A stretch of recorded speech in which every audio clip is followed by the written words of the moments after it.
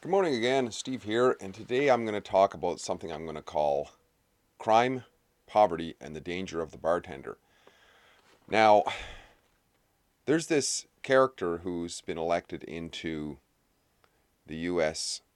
House of Representatives, I believe, who has been getting a heck of a lot of press, probably too much, and here I am adding my little bit to it.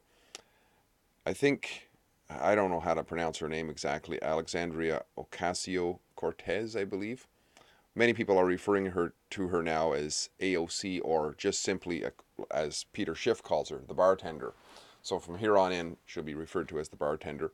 Not that there's anything wrong with bartenders. I've spent many, many hours in bars with great enjoyment, and it's always great to have a good bartender who knows what they're doing. And if they're really good at what they're doing, they should maybe consider making that their life goal, perhaps, or whatever anybody's good at. If they really work at it, they can do very well. And anyway, she made the transition from bartender to congresswoman.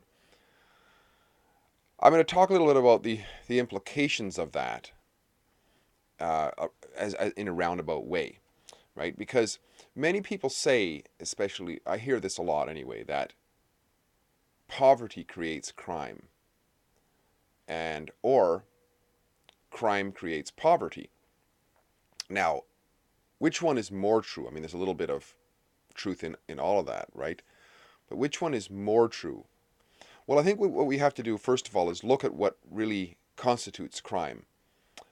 Things like not wearing your seatbelt, I wouldn't say is a crime, although it's something that a lot of people don't want you to do. Not voting, not paying taxes, all these sorts of things. These are not crimes in the traditional sense. What they are is they're just social sanctions. But they're not universally accepted as crime. So, in other words, they're in some sort of a statute book. But real crime is what the vast majority of people, the vast majority of reasonable people, what they used to refer to in law, what a reasonable man, nowadays it's called a reasonable person, what a reasonable man would consider to be a crime. And there's basically just a few. And everything else is sort of built upon that. So take things like murder, theft, or damage to somebody's goods, rape, violation of the physical body but not murder, right? And then you would have fraud, or as is extension, lying or false witness or whatever.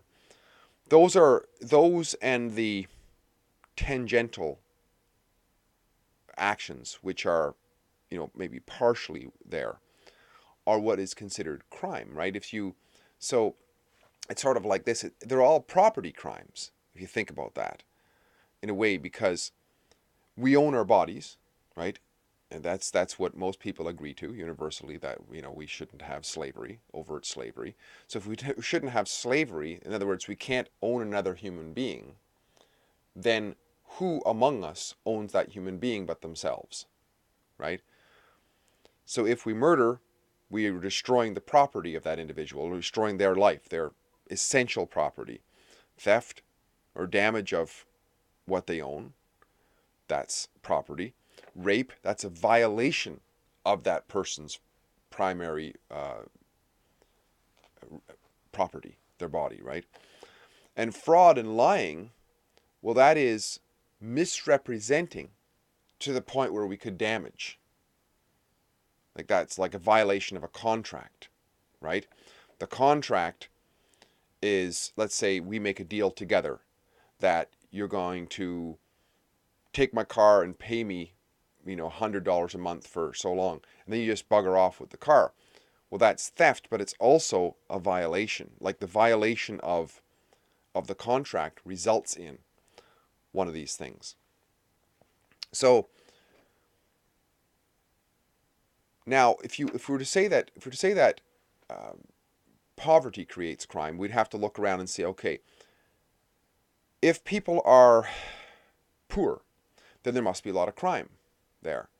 But the problem with this is it's not always the case, because why are people poor? Sometimes people make a choice to be poor. I've got In my family, several members are in religious orders, and they have made a vow of poverty. Now, they don't seem to live in poverty, but they don't own anything. They have no personal possessions, basically, other than their clothes. And yet they don't involve themselves in criminality. You have other areas that are objectively fairly poor. I believe certain rural areas, historically, you read back to the dirty 30s and whatever, you had areas that were completely poor. I mean, I grew up in comparative poverty. Where I grew up, I can remember snow landing on my bed in the winter. And we used to, because we had no heat in that section of the house. And I used to have a pet water beetle, and I kept it in a jar. And one night, the jar froze. Actually, it was like a ice cream container. The ice cream container froze, except for a little wee bubble, because the cold hadn't come all the way through it. It froze about 3 inches all the way around, and the beetle was right in the middle. It wasn't frozen yet. It kept moving itself into what was left of the water, and it survived. We brought it near the stove and heated it up, and it survived. They're amazingly tough. And I never owned any new clothes until I was a teenager, probably. And we just basically ate porridge and whatever. But we weren't involved in criminality. So there's lots of examples that we can cite. If we were to say that poverty creates crime, then we would have to say that if that's true, then every time there's poverty, if somebody takes a vow of poverty, basically, they turn into a criminal. So, and that's not the case, right? The other side, we could turn and say, look, okay, crime creates poverty. What we notice there is that every time you have an area where there's a lot of criminality going on, you have poverty. And when you increase, if you go from low criminality to high criminality, the poverty increases. You look at South Africa right now, it used to be a very, very rich country with a low level of criminality. And now that it's had a lot of criminality going up, you have, or a lot of criminality going up, you have a lot of poverty. And it's going to be a humanitarian crisis once again. Look at Venezuela, right? You have a lot of crime going up, so then they have a lot of poverty. And of course, what this criminality is on these large scales is always brought in by socialism, right? Because socialism, if we think about it, is on a large scale legal sanction of the primary criminal activities, right? You look at socialism is large scale theft, right? So it is criminal in that respect because it basically confiscates what is owned by individuals for redistribution. It doesn't matter what it's doing it for. It says it's doing it for redistribution. So, okay, doesn't matter. You don't care. A thief breaks into your house and steals a bunch of your stuff. And you find out later that he was going to use it for a good cause. It doesn't matter to you initially. It doesn't even matter to you eventually. The fact of the matter is the guy stole it. And, any court of any justice isn't going to care why he stole it. It's that he stole it, right? And so socialism, it's large-scale theft. So it's criminal. It's a criminal organization. It's a criminal way of doing business.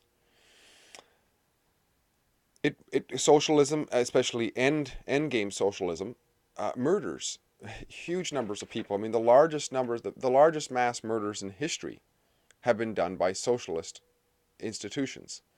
In the last century, the death count outside of wars, I believe, is estimated at some cases of 200 million people killed by socialist regimes, their own people mostly.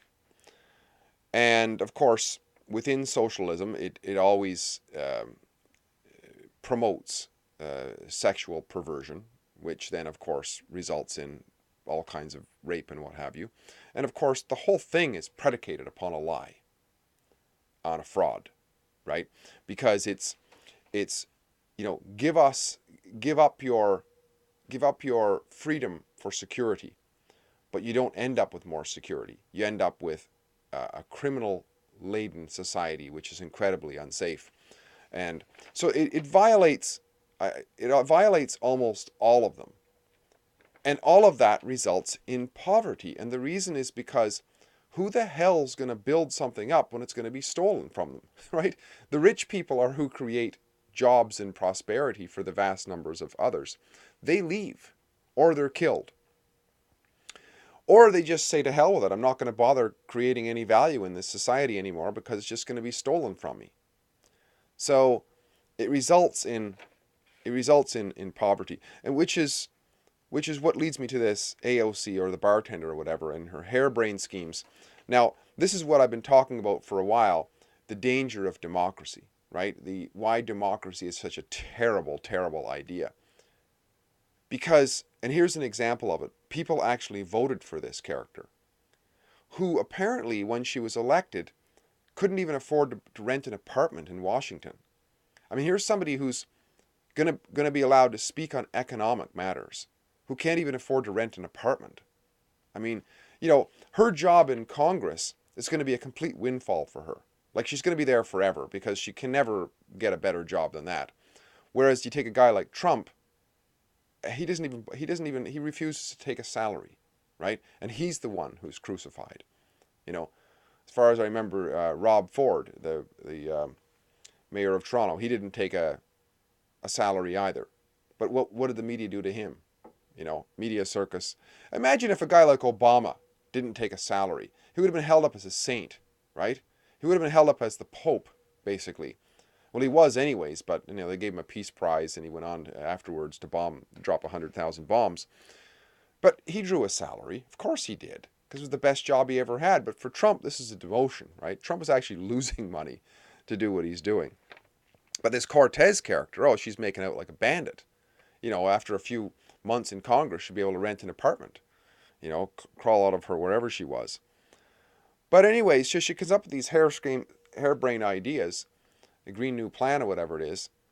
And what is that going to necessitate? It's going to necessitate, of course, way more theft. It's going to necessitate a whole bunch of lies. And it's going to result in a whole bunch of state-sanctioned criminality, right? And whenever you have higher levels of state, which by definition is organized criminality, it's going to result in poverty. Yes, the left always likes to talk about equality, equality, equality. Well, it results in everybody being pathetically poor. So if you want equality, vote for the left and be okay with being a wretch, being poor, and having lots of criminality. Right? Because that's what's gonna cause it. This massive amounts of criminality is going to cause it. So these conversations I like to have are all along the lines of helping us to have a better quality of life. We all want a better quality of life, and I don't think anybody can figure out how that having higher levels of criminality, which result in higher levels of poverty, are going to increase our quality of life. Surely we want more prosperity. We want more options, right, in life. The only thing that is proven over and over again to create this possibility is freedom, right? More freedom. More freedom, not free stuff, right? Because that's the promise of socialism, the criminal racket called socialism. The promise is that we're going to give you a bunch of free stuff. We're going to give you free Medicare. We're going to give you free education. We're going to give you free wage, whether you work or not. And you don't. And one of the reasons for not working is just I just don't want to, right? All of this free stuff is the result of a criminal racket, right? A criminal racket because the money's got to come from somewhere. It's going to come from the productive. And then when it doesn't come from when the productive stop being productive, they're going to print money. That's the only way they can do it. They're going to print massive amounts of money, which is going to deflate whatever value you have. Because when you pump a whole bunch more currency into the society, the value of each of those units has to shrink. And that's what inflation is. People think it's the price going up. No, it's not. It's the value of the currency going down. It's going to result in more poverty. And people are going to be more equal in their wretchedness, basically, right? Which is not quality of life. So if we want prosperity, in whatever prosperity means to us, We have to want more freedom. So that's my comment for today, is that, this idea that poverty creates crime is the, the cart before the horse. It's criminality that, oops, just a second here. It's criminality that promotes poverty. And socialism is criminality on a very, very large scale. Let's not let that happen. Let's promote freedom and have greater prosperity, greater quality of life, and for as many people as want it. Steve here again. Great chatting. Hope this is helpful. Talk again soon. Bye-bye for now.